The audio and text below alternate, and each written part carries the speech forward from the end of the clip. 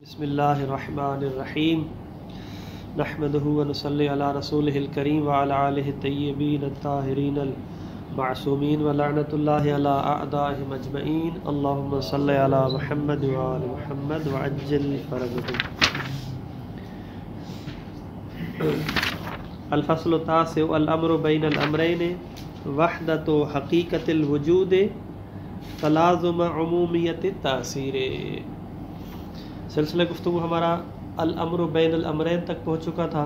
میں تھوڑا سا اس کا خلاصہ دوبارہ ریپیٹ کرتا ہوں تاکہ جو ہے نا وہ با سبق سے ہم ملک ہو جائیں۔ ہم نے کہا تھا کہ ہماری بس افعال انسان میں ہے، یہاں پر 4 نظریات ہیں۔ پہلا نظریہ جو ہے نا وہ جبر کا ہے کہ انسان اپنے افعال میں مجبور ہے۔ دوسرا کسب کا ہے، وہی جبر کی ایک قسم ہے، تھوڑا سا اس کا رنگ چینج ہے۔ اور تیسرا جو نظریہ تھا وہ تفویض کا تھا، یعنی انسان اپنے اعمال میں مستقل ہے، یعنی خدا کا محتاج نہیں ہے۔ اور چوتھا نظریہ ہے الامر بین الامرین ہے۔ کل ہم نے یہ عرض کیا تھا نقطہ اہم کہ شیعہ امامیہ کا متفق علیہ فیصلہ ہے کہ افعال انسان میں انسان کا جو فعل ہے وہ نظریہ الامر بین الامرین والا ہے۔ کسی بھی امامی کے نزدیک یہ اس کے علاوہ کوئی اور نظریہ نہیں ہے، یعنی ہم قائل ہیں کہ الامر بین الامرین ہے۔ منتہا الامر بین الامرین کی تفسیر میں اختلاف ہے کہ اس سے مراد کیا ہے۔ الامر بین الامرین تو ہے لیکن اس سے مراد کیا ہے، تو کل ہم نے کہا تھا کہ 4 سے 5 ہو سکتا ہے، 1-2 اور بھی ہو، لیکن جو ہے وہ 3 سے 4 جو ہے وہ تفاسیر ہیں کس کی؟ الامر بین الامرین کی۔ پہلی تفسیر یہ ہے کہ الامر بین الامرین سے مراد یہ ہے کہ لا جبر ولا لا جبر کا مراد ہے کہ انسان تمام چیزوں میں مجبور نہیں ہے، ٹھیک ہے، تمام چیزوں میں مجبور نہیں ہے۔ لا تفویض یعنی تمام چیزوں میں مختار نہیں ہے، کچھ چیزوں میں مجبور ہے، جیسے پیدا ہونا ہے، اس کا صحت ہے، اس کا مریض ہونا ہے، تو ان چیزوں میں وہ کیا ہے؟ مختار نہیں ہے۔ اور کہے کہ بھئی میں جو ہے نا وہ آج پیدا نہیں ہونا چاہتا ہوں، احتجاج کرے، ممکن ہے؟ اس طرح نہیں ہے جو ہے وہ، ٹھیک ہے، میں مرنا نہیں چاہتا ہوں، جو ہے نا اسرائیل کو کہے کہ میں مرنا نہیں چاہتا ہوں، ایسا نہیں ہے جو ہے نا۔ اور کچھ چیزوں میں جو ہے نا وہ مختار ہے۔ تو ایک تفسیر جو ہے نا وہ یہ تھی۔ دوسری تفسیر کیا تھی؟ دوسری تفسیر جو علامہ مجلسی سے ہم نے بیان کی کہ انسان جو ہے لا جبر یعنی انسان لا یجبر علی المعاصی من اللہ سبحانہ وتعالی، خدا کی طرف سے وہ مجبور نہیں ہے معصیت پر۔ بہتر ہوتا ہے کہ آپ حاشیے میں اگر لکھ لیتے ہیں تو آپ کو کل جو ہے نا وہ جو ہم بیان کریں گے تو اچھا ہوگا۔ مجبور نہیں ہے، لا جبر کا مراد ہے کہ انسان معصیت پر مجبور نہیں ہے کہ بھئی میری تقدیر میں یہ لکھا تھا گناہ کرنا تو میں نے گناہ کیا، جیسا کہ جو ہے نا وہ پروگراموں میں ٹی وی چینلز پر اس طرح جو ہے نا اس چیز کو جو ہے نا وہ زیادہ بیان کرتے ہیں، ٹھیک۔ تو جبر سے مراد یہ ہے، لا جبر سے مراد یہ ہے کہ لا یجبر علی المعاصی، ٹھیک ہے، بندہ مجبور نہیں معصیت پر۔ لا تفویض سے مراد یہ ہے کہ الانسان لا یفوض الیہ امر الدین والشریعت والتکلیف والحلال والحرام۔ تفویض سے مراد، تفویض کی نفی سے مراد یہ ہے کہ انسان کو شریعت اس کے ہاتھ میں نہیں دی گئی کہ بھئی آپ کی مرضی ہے کہ جو چاہے آپ کو اچھا لگے اس کو کہے کہ حلال ہے اور جس کو کہے کہ یہ حرام ہے۔ امر دین آپ کے ہاتھ میں تشریع نہیں کیا گیا ہے، یہ مراد ہے جو ہے وہ تفویض سے۔ یہ علامہ حلی نے کی ہے، اور باقی علماء کہتے ہیں کہ بھئی یہ تو عجیب تفسیر ہے، جبر والا مر تو صحیح ہے لیکن تفویض اصل مربوط ہی نہیں ہے ہم سے۔ یہ جو آپ نے تفسیر کی ہے، ہم اس تفویض کی نفی کر رہے ہیں کہ جس کے کون قائل ہیں؟ یہ معتزلہ قائل ہے، ٹھیک ہے، معتزلہ قائل ہے، تو یہ تو اصلا اس کا ایک معتزلہ قائل ہی نہیں ہے۔ تو لہذا یہ تفاسیر صحیح نہیں، بلکہ تفسیر صحیح وہ ہے جو ہم جو ہے نا ابھی بیان کرنے جا رہے ہیں۔ اس تفویض کو بیان کرنے سے پہلے مصنف نے کہا تھا 2 مقدمے ضروری ہیں۔ کل ایک مقدمہ ہم نے بیان کیا تھا، وہ کیا تھا کہ یہ جو ممکن الوجود ہے، ممکن الوجود معلول ہے۔ ممکن الوجود کیا ہے؟ معلول ہے۔ واجب الوجود کی کیا ہے؟ علت ہے۔ تو معلول اور علت کا آپس میں کیا تعلق ہے، کیا رشتہ ہے؟ علت وجود دیتی ہے کس کو؟ معلول کو۔ معلول قائم ہے کس سے؟ اشرف کس سے؟ علت سے۔ تو یہ قیام کس قسم کا ہے؟ تو ہم نے کہا تھا نہ عرض والا قیام ہے نہ جوہر والا قیام ہے، بلکہ کس طرح ہے؟ جس طرح معنی حرفی قائم ہوتی ہے کس سے؟ معنی اسمی سے. اس طرح بالکل جو ہے نا معلول اور ممکن کا وجود ہے علت کے اعتبار سے. یعنی مقام تصور میں آپ معنی حرفی کو نہیں تصور کر سکتے، نہ مقام دلالت میں اور نہ مقام تحقق میں اور وجود میں. اسی طرح ممکن کو آپ واجب الوجود کے بغیر اور علت کے بغیر تصور نہیں کر سکتے، اور نہ ہی دلالت کے اعتبار سے اور نہ ہی تحقق کے اعتبار سے. یہ ہمارا کل جو ہے نا وہ پہلا اثر تھا، پہلا جو ہے نا وہ اصل تھا. دوسرا اصل کیا ہے؟ دوسرا اصل ہے کہ ہمارے پاس ایک وجود ہے، ایک موجود ہے. آپ میں سے کافی پہلے اس بات کو جانتے ہیں. ایک وجود ہے اور ایک جو ہے وہ موجود ہے. وجود اور موجود ہم لوگ موجود ہیں، لیکن ہمارے اندر جو ہے نا وہ وجود ہے. اس کو میں آسان زبان میں یوں سمجھا سکتا ہوں، جیسے وجود کی 3 قسمیں ہیں. وجود کی کتنی قسمیں ہیں؟ 3. واجب الوجود، ممکن الوجود اور ممتنع الوجود. لیکن موجود کی کتنی قسمیں ہیں؟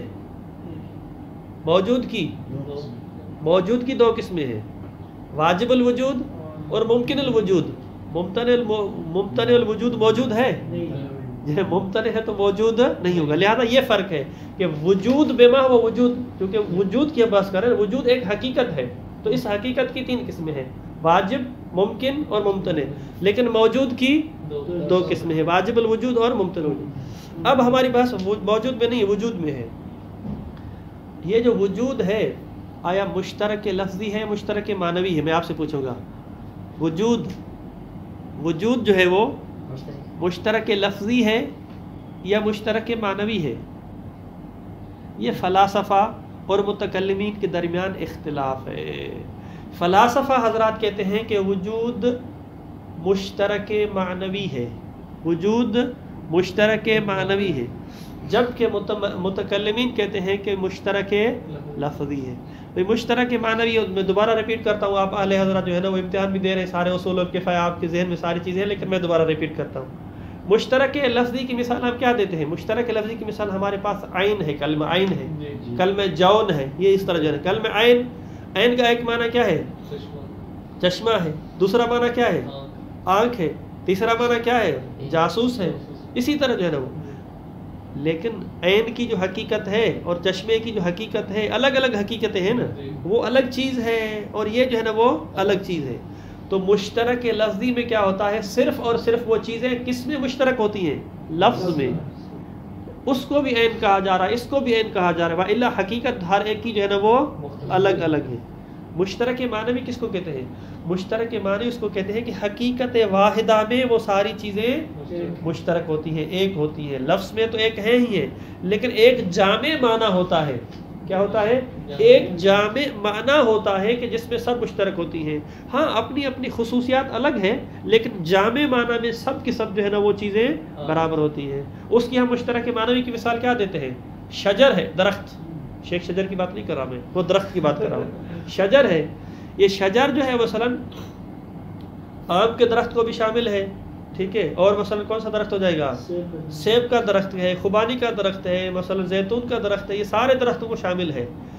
تو ایک شجریت والی جو معنی ہے، درخت والی جو معنی ہے، اس میں جو ہے نا وہ سب کے سب درخت جو ہے نا وہ مشترک ہے.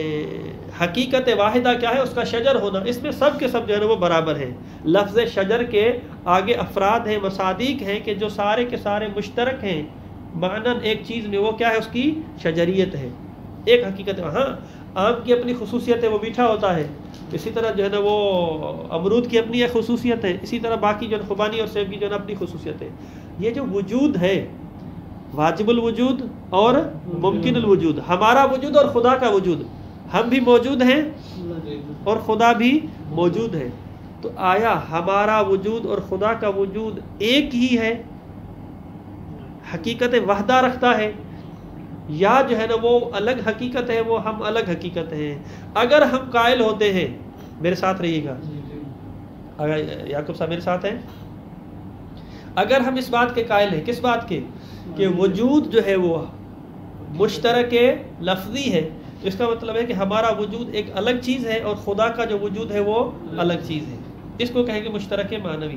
صرف لفظ وجود میں اللہ موجود میں جو وجود ہے اور زید موجود، دونوں ہم کہتے ہیں نا موجود، اس میں جو موجود ہے صرف لفظ وجود دونوں کو شامل ہے، لیکن خدا کے وجود کی الگ حقیقت ماہیت ہے اور ہمارے وجود کی الگ حقیقت اور ماہیت ہے، تو یہ ہو جائے گا مشترک لفظی۔ لیکن اگر ہم قائل ہو جاتے ہیں مشترک معنوی ہے، تو اس کا مطلب ہے کہ وجود بما ہو وجود، وجود بما ہو وجود میں جو اللہ کا وجود ہے اور ہمارا وجود ہے، اس میں ہم جو ہے نا برابر ہے۔ منتہا ایک وجود قوی ہے، ایک وجود ضعیف ہے۔ جس طرح روشنی، جس طرح کیا ہے، روشنی بما اور روشنی سب برابر ہے۔ مثلا یہ جو بلب ہے بڑا والا ہے، ٹھیک ہے، دیکھے نہیں اس میں جو ہے نا وہ آنکھیں چجھا جاتی ہیں جو ہے نا وہ اوپر دیکھتے ہیں تو، اور یہ جو چھوٹے والا ہے، دونوں کی روشنی میں، روشنی تو روشنی ہے نا، روشنی کی حقیقت میں فرق ہے، اس میں اس میں حقیقت روشنی میں ایک ہے، لیکن منتہا اس کی روشنی قوی ہے اور اس کی روشنی کیا ہے، ضعیف ہے۔ اسی طرح جو ہے نا دیا جلا دے وہ بھی روشنی ہے، لیکن اس کی کیا ہے جو ہے وہ اضعف ہے۔ تو مشترک معنوی کا مطلب ہے کہ ایک حقیقت میں مشترک ہیں، منتہا درجات کے اعتبار سے، قوت اور ضعف کے اعتبار سے وجود، واجب الوجود جو ہے وہ اور ہے، اور جو ہے وہ ممکن الوجود جو ہے وہ اور ہے۔ تو یہاں پر فلاسفہ جتنے بھی ہیں وہ اس بات کے قائل ہیں کہ وجود مشترک معنوی ہے، یعنی خدا کے وجود اور ہمارے وجود کے درمیان کوئی فرق نہیں ہے، بما ہو وجود، قوت و درجات کی بات نہیں کریں، وجود بما ہو وجود یعنی۔ اور اتفاق سے یہ لطیف نقطہ جو ہے سننے کہ خدا کی جتنی بھی صفات ہیں، جتنی بھی صفات ہیں وہ مثلا انسان کے اور ممکن سے جو وہ کسی میں مشترک نہیں ہے، کسی میں مشترک نہیں ہے، صرف یہ لفظ وجود ہے، وجود والی صفت، خدا بھی موجود ہے، ممکن بھی موجود ہے، اس وجود میں جو ہے نا وہ کیا ہے، مشترک ہے اس کے ساتھ۔ وجود بما وجود جو خدا کا ہے وہی ممکن کا ہے۔ واضح ہے یہ؟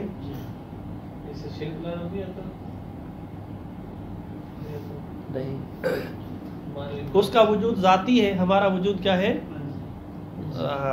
غیر ذاتی ہے، ٹھیک ہے۔ لیکن وہاں وجودیت میں تو ہم اس کے شریک ہیں نا، نہیں، یعنی ہم اس کے وجود کا حصہ مثال ہے، نہیں ایسا بھی نہیں ہے، یہ ایک الگ پھر وہ ہاں امامیہ جو ہے کہ وہ لفظی بھی قائد ہو جائیں گے۔ امامیہ میں سے ہی بات ہو رہی ہے نا، جو فلاسفہ حضرات ہیں، مثلا صدر المتحلین ہے یا وہ سے طباطبائی ہے، یہ جتنے بھی لے لیں مثال کے طور پہ، یہ اس بات کے قائل ہیں کہ وجود کیا ہے، مشترک معنوی ہے۔ یہ نظریہ تفکیک کے جو قائل ہیں، جو ابھی مشاہد میں موجود ہے، یا مثلا جو دوسرے فلسفے کے خلاف ہیں، وہ کہتے ہیں کہ کیسے ہو سکتا ہے، یہ شرک لازمات ہے، خدا کا وجود اور ہمارا ایک ہی ہے، کہاں خدا کا وجود کہاں ہمارا وجود، تو لہذا مشترک لفظی مانتے ہیں وہ۔ تو یہ ذہن میں رکھیں کہ جب بھی بحث آئے کہ وجود کے بارے میں تو دو نظریے ہیں، مشترک معنوی کا اور مشترک لفظی کا۔ اب یہاں پر مصنف قائل ہے مشترک معنوی کے، اور جو ہمارا اصل بننے جا رہا ہے وہ مشترک معنوی کی بنیاد پر بننے جا رہا ہے کہ اگر وجود مشترک معنوی ہے، ٹھیک ہے، وجود کیا ہے، مشترک معنوی ہے، تو پھر وہ وجود کے جو مراتب اور درجات ہیں ہر ایک کا اپنا اثر ہے، منتہا ضعیف کا اقل اثر ہے، لیکن قوی کا جو ہے وہ اکثر اثر ہے، واجب الوجود کا اپنا ایک اثر ہے اور قوی ہے، لیکن ایسا نہیں ہے کہ ضعیف جو وجود ہے، جو ادنا درجے والا وجود ہے، اس کے لیے کوئی اثر نہ ہو۔ بڑی جو روشنی لائٹ ہے اس کے لیے بھی روشنی ہے، اور جو چھوٹی ہے اس کے لیے بھی روشنی ہے۔ مثلا ایک کمرے میں آپ اگر بلب جلاتے ہیں 500 والا بھی اور 100 والا بھی، آپ ایسا نہیں کہیں گے کہ یہ اس 100 والے کی روشنی کا کوئی اثر ہی نہیں یہاں پہ، بلکہ 500 والے کا اثر، ایسا نہیں ہے، اس کا بھی ایک اثر ہے۔ واضح ہے؟ اب یہاں پر آتے ہیں معنی حنفی میں کیسے تطبیق کریں گے۔ یہاں پر تطبیق کریں گے کہ جو فعل ہے، جو فعل ہے، ہم نے دو اصل بیان کیے نا، اب اس سے نتیجہ لیتے ہیں، پہلے اس اصل کو پڑھ لیں پھر نتیجے پہ آتے ہیں، تاکہ جو ہے نا مطلب جو ہے وہ مشکل نہ ہو جائے۔ وحدت و حقیقت الوجود کہتے ہیں کہ حقیقت وجود میں واحد ہونا، دیکھیں یہ عبارت تھوڑی سی ہے، میں نے اس کو بہت زیادہ کھول دیا۔ وحدت و حقیقت الوجود، وجود کی جو حقیقت ہے اس میں واحد ہونا، اس کا مطلب یہ ہے کہ مصنف قائل ہیں کہ وجود مشترک معنوی ہے، وَإِلَّا اگر وحدت مشترک معنوی نہ ہو، لفظی ہو، تو پھر وحدت نہیں رہتی، ٹھیک، یعنی یہ گویا کہ مقدمہ یہاں پہ پوشیدہ ہے۔ اگر وحدت ہے تو لازم عمومیت التأثیر، اس کا لازمہ یہ ہے کہ جو تأثیر ہوگی وہ عام ہوگی، صرف خاص نہیں ہوگی ایک وجود کے ساتھ بلکہ عام ہوگی۔ قد ثبت فی الفلسفۃ الاولی، فلسفۃ الاولی یعنی وہی الہیات بمعنی العام، ان سنخ الوجود الواجب والوجود الممکن واحد، واجب الوجود اور ممکن الوجود کی جو سنخ ہے وہ ایک ہی ہے، یعنی مشترک معنوی ہے۔ یجمعہما قدر مشترک، دونوں کو قدر مشترک جامع ہے، وہو الوجود، وہ وجود ہے چونکہ وجود مشترک معنوی ہے۔ یجمعہما قدر مشترک وہو الوجود وطرد العدم، کہ یہ وجود ہے اور اس پر عدم طاری نہیں ہے، عدم کو طرد کرنا اور اس عدم سے جو ہے نا وہ چلا جانا، کہ یہ چیز جو ہے وہ وجود رکھتی ہے، اس کا مطلب ہے کہ عدم اس پر نہیں ہے۔ وما یفید ذلک وان مفہوم الوجود یطلق علیہما بوضع واحد، کہتے ہیں کہ دونوں پر یعنی واجب الوجود پر بھی اور ممکن الوجود پر وجود کا مفہوم صدق کرتا ہے بوضع واحد، ٹھیک ہے، ومعنى فارد، یہ اس بات کی طرف اشارہ ہے کہ کہہ رہے ہیں کہ یہاں پہ مشترک معنوی ہے ایک ہی وجہ سے، یعنی جو وجود کی حقیقت واجب میں ہے وہی کس میں ہے، ممکن میں ہے، معنی فارد فرد سے ہے، فرد وہی جو ہے نا وہ تشخص کے ساتھ، جو ادھر تشخص ہے وہ یہاں پر جو ہے نا وہ تشخص ہے۔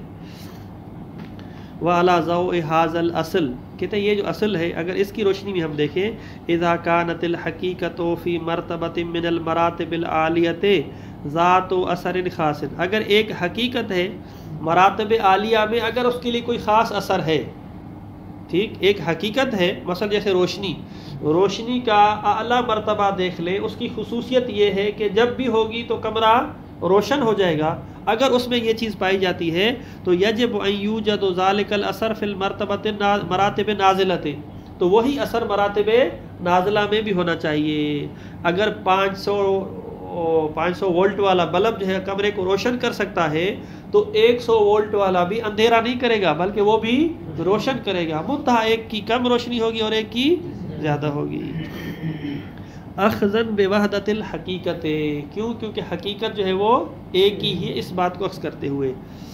نعم یکون الاثر من حیث الشدت والضعف تابعا لمنشئہ من هذه الحیثیت، ہاں اثر جو ہے وہ شدت اور ضعف کمزور ہونے کے اعتبار سے وہ تابع ہوگا اس حیثیت کے منشا کے اعتبار سے، جتنا مرتبہ ہوگا اتنی جو ہے نا وہ اس کے اندر شدت ہوگی۔ فالوجود الواجب بما انه اقوى واشد، چونکہ واجب الوجود کیا ہے، اقوى اور اشد ہے، یکون العلم والدرک والحیات والتاثیر فیہ مثلہ، تو اس کا جو علم ہوگا، اس کے اندر جو درک ہوگا، اس کے اندر جو حیات ہوگی، اس کے اندر جو قدرت ہوگی، اس کے اندر جو تاثیر ہوگی اسی اعتبار سے ہوگی۔ والوجود الامکانی بما ان الوجود فیہ اضعف، چونکہ کیا ہے، ضعیف ہے، تو یکون اثرہ مثلہ، اس کا جو اثر ہوگا اس کے طرح ہوگا۔ مصنف فرماتے ہیں اذا وقفت علی هذین الاصلین تقف، اگر آپ کو یہ دو باتیں سمجھ میں آ گئی، میں دوبارہ تکرار، پہلی بات کیا تھی، پہلا اصل کیا تھا، پہلا اصل کیا تھا، علت اور معلول کے درمیان، یعنی معلول قائم ہے کس کے ذریعے، علت کے ذریعے، یہ بالکل اس طرح جس طرح معنی حرفی قائم ہے اسمی کے ذریعے۔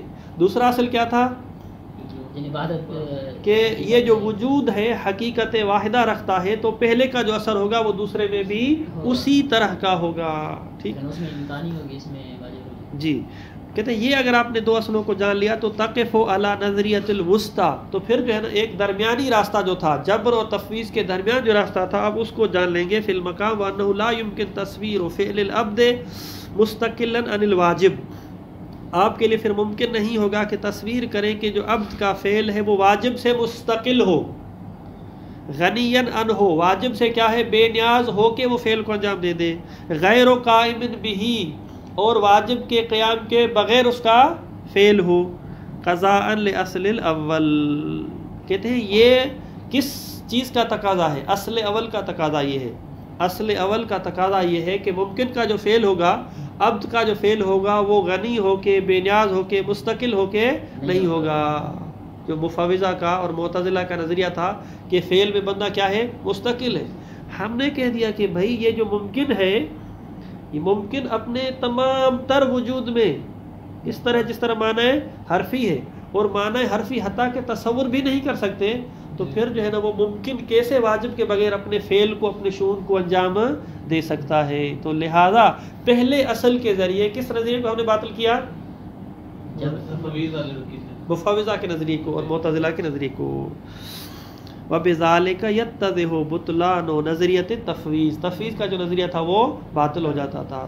مفوضہ کا نقطہ کیا تھا؟ کہ انسان اپنے فعل میں مستقل ہے، خدا کی احتیاج ہے ہی نہیں، گویا کہ اب جو ہے وہ انسان کا فعل خود بخود کھڑا ہے. تو ہم نے کہہ دیا کہ اصل اول کا تقاضا یہ ہے کہ اصلاً کسی مرحلے میں بھی ممکن واجب سے جدا نہیں ہو سکتا. کما انہ لا یمکن انکار دور العبد بل سائر العلل فی آثارها، جس طرح ممکن نہیں ہے کہ آپ انکار کریں کہ عبد کا کوئی دور نہیں ہے، کوئی حصہ نہیں ہے، بل سائر العلل، عبد تو چھوڑے باقی جو علل ہوتی ہیں، مثلا سورج کا، چاند کا، جتنی بھی باقی چیزیں ہوتی ہیں، جو انوائرمنٹ ہے، جو ماحول ہے، اس کا کوئی اثر نہیں ہے، یہ بھی آپ انکار نہیں کر سکتے. کیوں؟ قضاء للاصل ثانی، اصل ثانی کو اس کی تقاضا کے اعتبار سے. اصل ثانی کیا تھا؟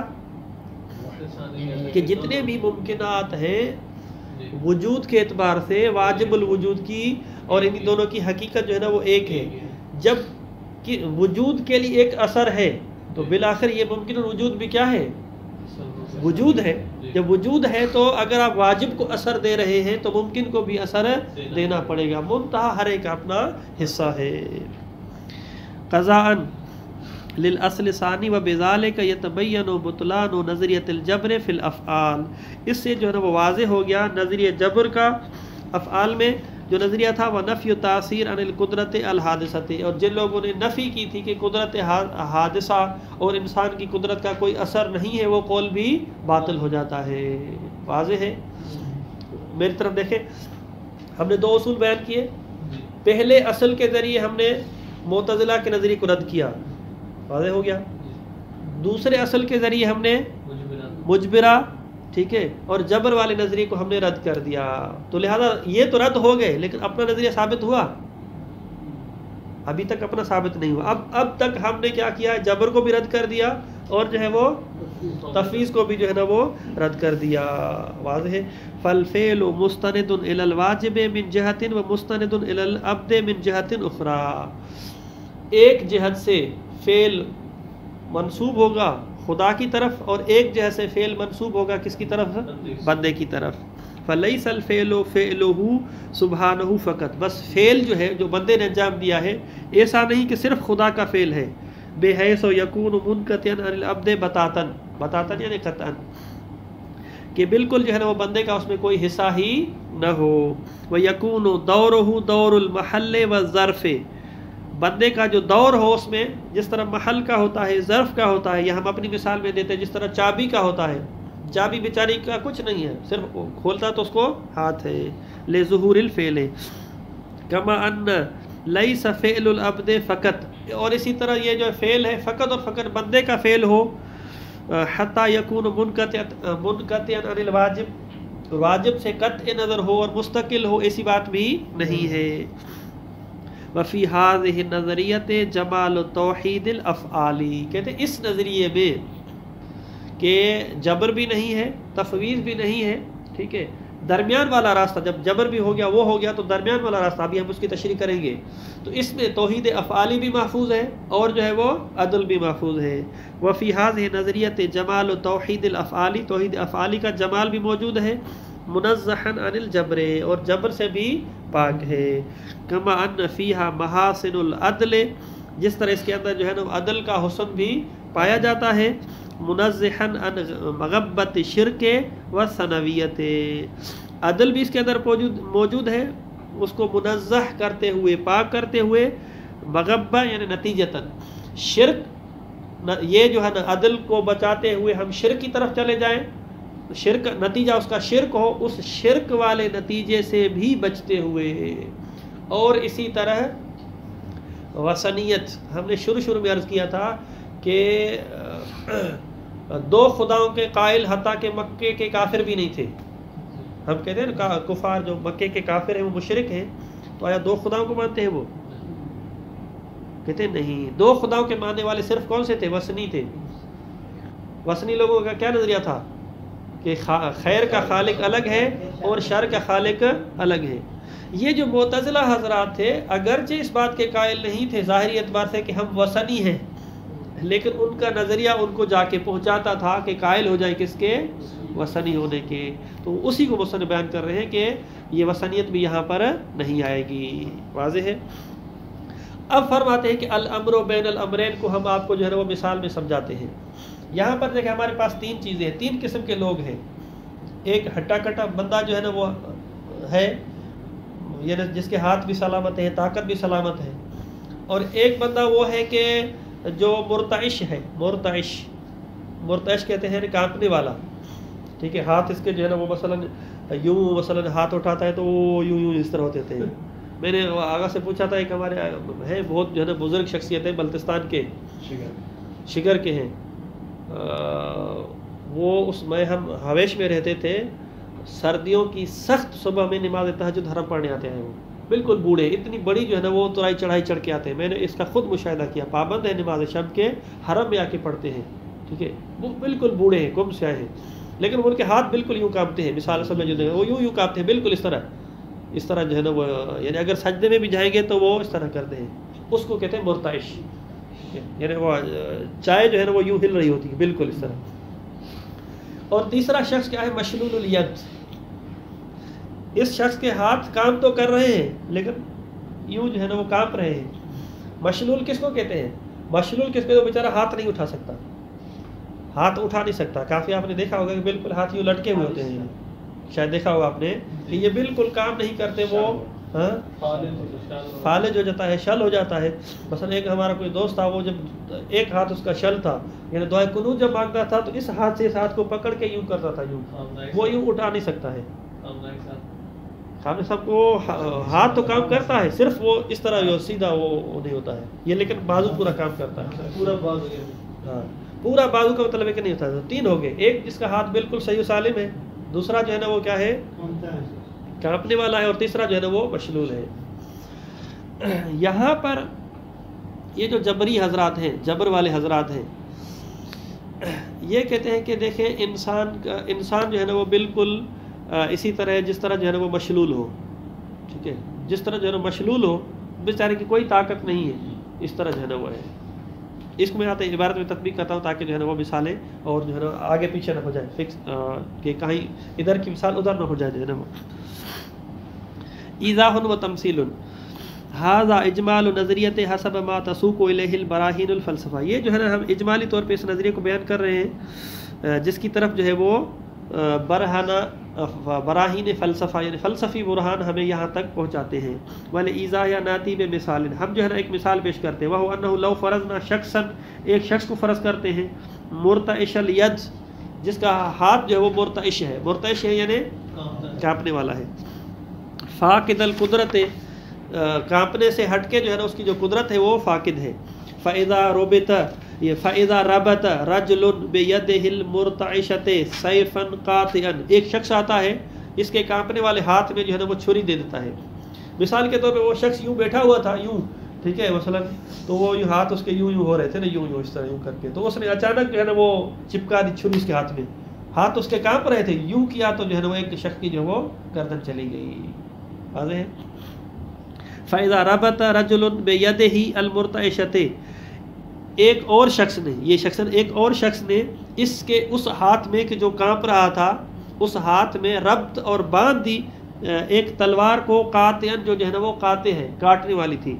वह यअलम अन्न सैफ अल मशदूदत फी यदिही, वो जिसने बांधी थी ये तलवार, हम अपनी मिसाल मसलन छुरी ले लेते हैं, तो वो उसको पता था कि ये जो सैफ मशदूद है उसके हाथ में, सयक़अ अला आखरिन व युहलिकुहु, दूसरे पे जाके लगेगी और उसको हलाक कर देगी। हाथ उसका कांप रहा था बेचारे का, तो जाहिर बात है वो जाके उसको लगेगी। फ़इज़ा वक़अ सैफ़ु व क़ुतिल, अगर सैफ गिर जाती है उसके हाथ से, ठीक है, या یوں رگڑتے اس کو لگ جاتی ہے اور شخص قتل ہو جاتا ہے تو ینسب القتل الی من ربط یدہ بالسیف، من ربط یدہ بالسیف دون صاحب الید. تو یہاں پر سوال یہ ہے ٹھیک ہے کہ قاتل کون ہے، پھانسی کس کو آئے گی؟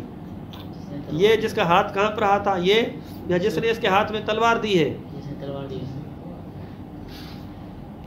تو یہ ہے لیکن ہاں تو اس سے اوپر لیکن اس کو یہ تو مجبور ہے نا بیچارہ. تو مصنف یہاں پہ فرماتے ہیں کہ بھائی وہ تو اس کا ہاتھ جو ہے نا مرتعش تھا. یہاں پر کہیں گے کہ قاتل وہ شخص ہے جس کو پتا تھا کہ اس کا جو ہاتھ ہے وہ مرتعش ہے، ٹھیک ہے، کانپ رہا ہے، تو تلوار دی تو اس کا مطلب ہے کہ دینے والا جو ہے وہ قاتل ہے، قتل کی نسبت اس کی طرف آئے گی نہ کہ مرتعش کی طرف. وَيُنْسَبُ الْقَتْلُ إِلَى مَنْ رَبَطَ يَدَهُ بِسَيْفٍ دُونَ صَاحِبِ الْيَدِ، اس ہاتھ والے شخص کی طرف جو ہے نا وہ نسبت نہیں ہوگی. الَّذِي كَانَ مَسْلُوبُ الْقُدْرَةِ فِي حِفْظِ يَدِهِ، اپنے ہاتھ کو تو بیچارہ وہ محفوظ کر ہی نہیں سکتا تھا، اس کے اندر قدرت ہی نہیں ہے کہ روک سکے، اس کا ہاتھ تو ہل رہا ہے یوں کر کے سر. فَهَذَا مِثَالٌ لِمَا يَتَبَنَّاهُ الْجَبَرِ فِي أَفْعَالِ الْإِنسَانِ. کہتے ہیں کہ یہ جو جبر والے حضرات ہیں نا، اپنے نظریہ جبر کو ثابت کرنے کے لیے یہ مثال پیش کرتے ہیں. کہتے ہیں انسان کے پاس قدرت ہی نہیں ہے، انسان بالکل اسی طرح جس طرح جنم مرتعش ہوتا ہے. اب خدا نے اس کو قدرت دی ہے تو سارے کے سارے افعال کس کے ہو گئے؟ خدا کے ہو گئے. جبر والے حضرات اس مثال کو پیش کرتے ہیں انسان بالکل اسی طرح ہے، مرتعش الید ہے، اس کے پاس کوئی اپنی قدرت نہیں ہے کیونکہ فاقد القدرت ہے. واضح ہے. وَلَوْ فَرَضْنَا أَنَّ رَجُلًا أَعْطَى سَيْفًا، دوسری مثال یہ ہے کہ ہم فرض کرتے ہیں کہ ایک شخص نے تلوار دی دوسرے شخص کو. کس کو دی؟ لِمَنْ يَمْلِكُ حَرْكَةَ يَدِهِ، اس کو دی کہ جو مالک ہے کہ اس کے ہاتھ میں قدرت ہے، ٹھیک. وَتَنْفِيذُ إِرَادَتِهِ، اور اپنے ارادے کو نافذ کر سکتا ہے، یعنی اس کا ہاتھ صحیح و سالم ہے، قدرت اس کے ہاتھ میں ہے، جب چاہے ہاتھ کو جو ہے وہ حرکت دے سکتا ہے. فَقَتَلَ هُوَ بِهِ رَجُلًا، اس تلوار کے ذریعے یہ شخص دوسرا جو ہے وہ قتل کرتا ہے کس کو؟ دوسرے بندے کو. یعنی فرق کریں کہ زید نے تلوار دی کس کو؟ بکر کو، اور بکر صاحب قدرت ہے. بکر نے کس کو قتل کر دیا؟ عثمان کو قتل کر دیا، ٹھیک. بکر نے تلوار دی عمر کو اور عمر نے کس کو قتل کر دیا؟ عثمان کو. تو اب قاتل جو ہے نا وہ بکر ہے یا عمر ہے؟ مقتول تو جو ہے عثمان ہے. کہتے ہیں فَالْأَمْرُ عَلَى الْعَكْسِ، امر یہاں پہ عکس ہو جائے گا. فَالْقَتْلُ يُنْسَبُ إِلَى الْمُبَاشِرِ، یہاں پہ قاتل کون شمار ہوگا؟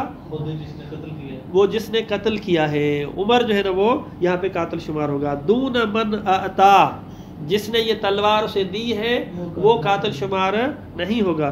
وَهَذَا مِثَالٌ لِمَا يَعْتَقِدُهُ التَّفْوِيضِ فِي أَفْعَالِ الْإِنسَانِ، یہ جو ہے مفوضہ نے دی ہے بھائی، ٹھیک ہے. مفوضہ حضرات، معتزلہ حضرات جو ہے نا وہ یہ مثال پیش کرتے ہیں. جبری وہ مثال پیش کرتے ہیں انسان بالکل مرتعش ہے، اور مفوضہ حضرات کہتے ہیں کہ نہیں، انسان کو خدا نے قدرت دی ہوئی ہے، پیدا کرنے کے بعد انسان جو ہے نا وہ قادر ہے. اب اگر قتل کرتا ہے تو اس میں جو ہے نا وہ خدا کا کوئی رابطہ ہی نہیں ہے، پہلے انسان کا کوئی جو اس میں واسطہ ہی نہیں ہے، بلکہ قاتل کون ہوگا؟ یہ شخص جس نے قتل کیا ہے، سارا کا سارا کھاتا جو ہے نا وہ اس کے ذمے ہوگا. اچھا تیسرا جو ہے وہ تیسرا، ٹھیک ہے، تیسری مثال الامر بین الامرین کی. ہمارے پاس ٹائم ہے؟ ہاں انشاءاللہ، ہاں ٹائم ہے ہمارے پاس. یہ اس کو پڑھ لیتے ہیں. یہ شخص ہے وہ مشلول الید ہے، ٹھیک ہے. وہ جس طرح اس کا بازو یوں لٹکا ہوا ہے، اس کے بالکل ہاتھ میں جو ہے نا وہ قدرت ہی نہیں ہے، ہاتھ جو ہے نا وہ لٹکا ہوا ہے. ڈاکٹر آتا ہے، ٹھیک ہے، یا مثال کے طور پہ جو ہے نا وہ ایک ایسا سسٹم بناتے ہیں کہ اس میں یہاں پہ راڈ لگا دیتے ہیں، تار لگا دیتے ہیں، اس طرح جو ہے نا وہ جیسے وہ وائرنگ اس میں کی. آپ مثلا روبوٹ کی مثال لیتے ہیں، روبوٹ بیچارہ یوں ہے، لیکن اس میں جو ہے نا وہ جب تار لگا دی تو اس کا ہاتھ کام کر رہا ہے، یوں یوں ادھر مارو ادھر مارو، یوں کرو وہ کرو ادھر کرو، جو ہے اس طرح کر کے، ٹھیک ہے، اس طرح کر کے. اس کو سمجھنے سے پہلے ایک جو ہے نا وہ میں تھوڑا سا آپ کو ایک مثال کے طور پہ جو ہے نا وہ میں کلینی کا ہاتھ پکڑتا ہوں، یوں ہاتھ پکڑا میں نے یوں کر کے، ٹھیک ہے، یوں پکڑ کر کے میں نے آگے کربلائی کو زور سے یوں لگایا. ہاتھ میں نے پکڑا ہوا ہے، کس کا ہاتھ پکڑا ہے میں نے؟ کلینی صاحب کا، ٹھیک ہے، اور لگا دیا کس کو؟ کربلائی کو. تو کربلائی کہیں گے جو ہے نا وہ کلینی کو، آپ نے بھائی مجھے کیوں مارا؟ تو کہیں گے بھائی میں نے تو نہیں مارا. آپ وہ مجھے کہ بھائی آپ نے کیوں مارا؟ میں نے کہا ہاتھ میرا تو نہیں ہے. ہاتھ اس کا تھا، طاقت کس کی تھی؟ میری تھی. تو یہاں پر سوال ہے کہ یہ کیا ہے؟ بات واضح ہوئی یہاں پہ؟ جی. مشلول الید ہے، مشلول الید ہے، اس کو طاقت دی ہے کس کی طرف سے؟ تار، خد میرے ساتھ ہے، تار کہربائی کے ذریعے پاور اس کو دیا گیا ہے. اب جب وہ استعمال کرتا ہے اس ہاتھ کو، ٹھیک ہے، یہ تو میں نے ایک لطیفہ سنا ہے، اب جب اس ہاتھ کو استعمال کرتا ہے اور اس کو مارتا ہے، قتل کرتا ہے، تو یہاں پر قاتل کون ہے؟ یہاں پر فعل جو ہے وہ کس کا شمار ہوگا؟ کہتے ہیں چونکہ مباشرتاً ہاتھ کس کا استعمال ہوا ہے؟ کس نے استعمال کیا ہے؟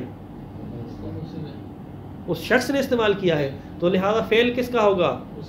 اسی شخص کا ہوگا. لیکن اگر یہ قدرت اس کے ہاتھ میں نہ ہوتی، وہ شل ہوتا، تو یہ فعل انجام دے سکتا تھا؟ نہیں دے سکتا تھا نا، مشلول تھا، ہاتھ اٹھا ہی نہیں سکتا تھا. تو پھر ثانیاً یہ فعل کس کا شمار ہوگا؟ پہلے والے بندے کا شمار ہوگا. تو کہتے ہیں معنی نوفی میں انسان کا جو فعل ہے، چونکہ وہ بذات خود اپنی قدرت اور طاقت کو استعمال کر رہا ہے، تو لہذا یہ فعل مباشرتاً کس کا شمار ہوگا؟ انسان کا ہوگا. لیکن اس فعل کو انجام دینے کے لیے لحظہ بلحظہ پاور چاہیے، قدرت چاہیے. وہ کس نے عطا کی ہے؟ اللہ نے عطا کی ہے. تو لہذا بعد میں اس کے ورا میں کس کا فعل شمار ہوگا؟ خدا کا فعل شمار ہوگا. تو من جہتن عبد کا فعل ہے، اور من جہتن جو ہے وہ کس کا فعل ہے؟ اللہ کا فعل ہے. اس کو کہتے ہیں الامر بین الامرین. آپ اگر مثال کے طور پہ کہیں گئے ہو، جو وزٹنگ پلیس ہوتی ہیں، تو وہاں پہ ایک جو ہے نا وہ بچوں کے لیے بنائی ہوتی ہے گاڑیاں، ٹھیک ہے، الیکٹرک کار جو ہے نا وہ ہوتی ہے، بجلی سے چلتی ہے. اس کے اسٹرنگ کا جو سسٹم ہے، ہم گئے تھے کراچی میں، تو پھر جو ہے نا وہ ہم نے اپنی چھوٹی بچی کو بٹھایا تھا، تو وہ اسٹرنگ کا جو سسٹم ہے آپ کے ہاتھ میں ہوتے ہیں، ادھر لے جائیں ادھر لے جائیں. اس گاڑی کو لگائیں، وہ ایکسیڈنٹ بھی کرواتے ہیں، زور سے لگاتے ہیں، وہ مذاق کرتے ہیں. اس گاڑی کو جا کے لگایا، اس گاڑی کو جا کے لگایا، اس گاڑی کو جا کے لگایا، یا سیدھے آپ دور دور گھومیں، وہ آپ کے ہاتھ میں ہوتا ہے. لیکن وہ جو چل رہی ہوتی ہے، پاور جو ہوتا ہے، وہ آپ کے ہاتھ میں نہیں ہوتا ہے، وہ جو ہے نا بجلی پر ہوتا ہے وہاں پہ. یعنی اگر وہ بٹن بند کر دیں تو آپ کی گاڑی نہیں چل سکتی. واضح ہے؟ تو لہٰذا یہ آپ کے ہاتھ میں ہے کہ گاڑی کو ادھر لے جائیں، گاڑی کو ادھر لے جائیں، گاڑی کو ادھر لے جائیں، یہ آپ کا فعل ہے. لہٰذا اگر آپ کسی گاڑی کو لگاتے ہیں تو آپ کا ہوگا. لیکن چونکہ وہ پاور کہاں سے آ رہا ہے؟ اسی کو پاور ہاؤس سے آ رہا ہے، تو لہٰذا یہ بالسبب جو ہے وہ بالبرا ان کا فعل بھی شمار ہوگا. بالکل اس طرح ٹرین کی مثال ہے، جو بجلی پہ ٹرین چلتی ہے، تو ڈرائیور کے ہاتھ میں ہوتا ہے کہ اس کو اس ٹریک پہ لے جائے، اس ٹریک پہ لے جائے. لیکن یہ صرف ڈرائیور جو ہے نا وہ ادھر ادھر لے جانے میں ہے. لیکن پاور کہاں سے آ رہی ہے؟ بجلی سے جو ہے نا وہ، یہ جو اس کے اوپر جو قوت ہے وہ اس سے ہے. تو لہذا الامر بین الامرین کا مطلب یہ ہے کہ انسان نہ کہ مجبور محض ہے کہ اپنے فعل کو اپنی مرضی سے انجام نہیں دے سکتا، اور نہ ہی مستقل ہے کہ بھئی اس کو جو ہے نا وہ خدا نے آزاد چھوڑ دیا، خدا کا محتاج نہیں ہے، بلکہ لحظہ بے لحظہ جو ہے نا اس فعل میں خدا کا محتاج ہے. اگر وہاں سے کنیکشن کو ختم کر دیا جائے تو پھر یہ انجام نہیں دے سکتا. دیکھیں جو ہے نا اس کو جو ہے جی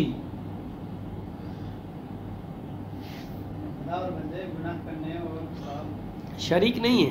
اب ہم نے مثال دی اس گاڑی والے کی کہ بھئی آپ کو گاڑی دی ہے تاکہ آپ چلائیں، گھومیں. اب اگر جا کے کسی کو لگاتا ہے تو اس میں پاور والوں کا تو کوئی قصور نہیں ہے کہ آپ کو دیے کہ بھئی گاڑی چلائیں صحیح اچھے طریقے سے. اگر لگاتے ہیں تو اس میں اس کا قصور نہیں ہے، قدرت دینے والے کا قصور نہیں ہے. اس کا کام ہے فقط قدرت دینا ہے، قدرت دینا ہے، کرنا ہمارا ہے. ہم پھر اسے سیدھے رستے میں چلا کر استعمال کریں یا اسے گاڑی میں، جس طرح گاڑی کی مثال دے رہے ہیں، گاڑی میں مارتے پھریں. قدرت دینے کے بعد ایک اور جو چیز جس سے آپ کا اشکال حل ہو جائے گا، چونکہ وہ کل پرسوں کے درس میں آئے گی، اس وجہ سے میں مستعجلاً بیان کر رہا ہوں. قدرت دینے کے بعد آپ کو مختار بنایا ہے سزا اور جزا کے لیے، جنت اور جہنم کے لیے. کیا کیا؟ آپ کو مختار کیا ہے کہ یہ میں نے آپ کو قدرت دی ہے، مجھے پتہ ہے کہ آپ غلط طریقے سے اگر استعمال کریں، میں چاہوں تو آپ کو گناہ سے روک کے آپ کی قدرت کو سلب کر سکتا ہوں. مثلا وہ شخص دیکھ رہا ہے کہ یہ شخص کو گاڑی کو لگانے جا رہا ہے، تو ادھر بٹن بند کر سکتا ہے، تاکہ اس کو نہ لگائے، لیکن وہ کہتا ہے کہ نہیں بھائی میں نے اس کو آزاد چھوڑا ہے تاکہ دیکھے کہ کون سا کام کر رہا ہے، تاکہ کل جنت کا مستحق ہوتا ہے یا جہنم کا مستحق ہوتا ہے، میری قدرت کو کہاں پہ استعمال کر رہا ہے، میں نے مختار چھوڑا ہے. واضح ہے. تو اس وجہ سے ایسا نہیں کہ خدا اس کے ساتھ شریک ہے، اختیار قدرت دینے کے بعد اس کو مختار بنایا ہے کہ یہ اچھا طریقہ ہے، یہ اچھا راستہ ہے، یہ جنت کا راستہ ہے، اس کو انتخاب کریں، یا یہ جو ہے نا وہ جہنم کا راستہ ہے، آپ کو اختیار ہے. خدا جو ہے نا جو قرآن مجید میں اگر ہم چاہتے تو وہ یہ نہ کرتے، ہم چاہتے تو یہ نہ کرتے، اس مورد میں ہے، کیونکہ پاور اور بٹن ہمارے ہاتھ میں، اگر ہم چاہتے تو یہ گناہ نہ کر سکتے تھے، لیکن ہم نے جو ہے نا وہ انسان کو امتحان کے لیے، آزمائش کے لیے، جنت اور جہنم کے فیصلے کے لیے قدرت دینے کے بعد آزاد چھوڑا ہے. گناہ کر رہا ہے پھر بھی ہم اسے روک نہیں رہے، کیونکہ ہم نے اس کو مختار چھوڑا. ابھی آپ کی مرضی ہے. واضح ہے. اس اعتبار سے یعنی نہ کہ خدا راضی ہے اس کے گناہ پر، خدا نے اس کو اختیار دیا ہے.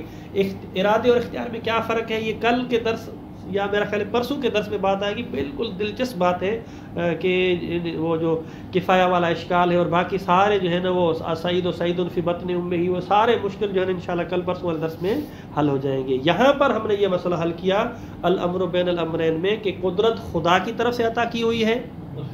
ٹھیک ہے. اس وجہ سے آپ تفویض کا نظریہ باطل ہو جاتا ہے کہ انسان مستقل ہے، اور یہ جو قدرت عطا کی ہے اس کو استعمال کا اختیار خدا نے انسان کو دیا ہے، اس کا ایک اپنا اثر ہے، لہذا اس کی مرضی ہے کہ گناہ کرے یا ثواب کرے. اس سے جو ہے نا وہ جبر والے نظریے کی تردید ہو جاتی ہے، جبر والا نظریہ جو ہے نا وہ رد ہو جاتا ہے. تو من جہت انسان جو ہے نا لا جبر کہ فعل میں مجبور نہیں ہے، لا تفویض مستقل نہیں ہے. تو لہذا یہ اصل تشریح ہے، توضیح ہے کس کی؟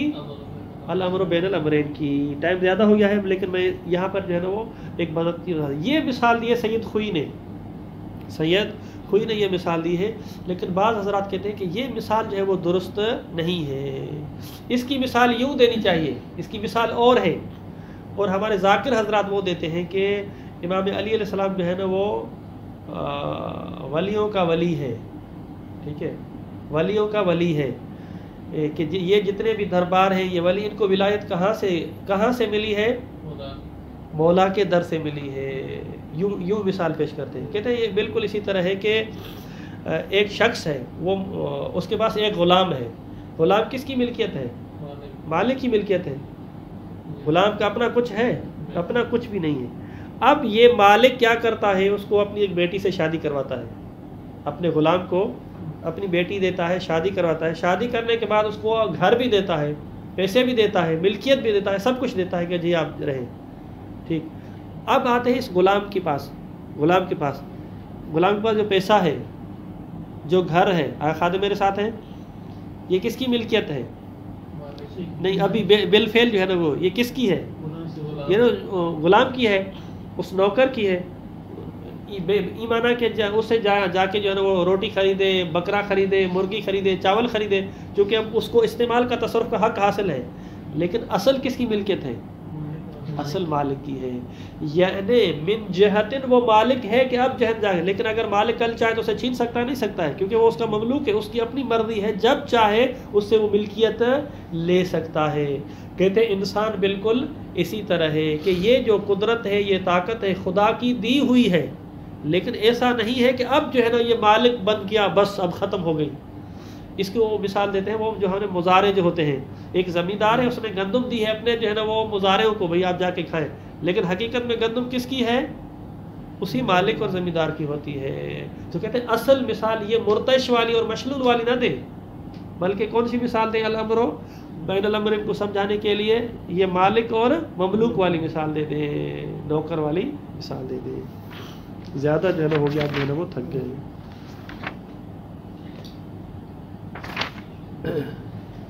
چلے اس کو تکمیل جو ہے نا وہ کل کریں گے. صلی اللہ علیہ محمد وآلہ الطاہرین. جی اب آپ سوال کر سکتے ہیں. یہ جو ہم یہی بات ہے مصنف تھے وہ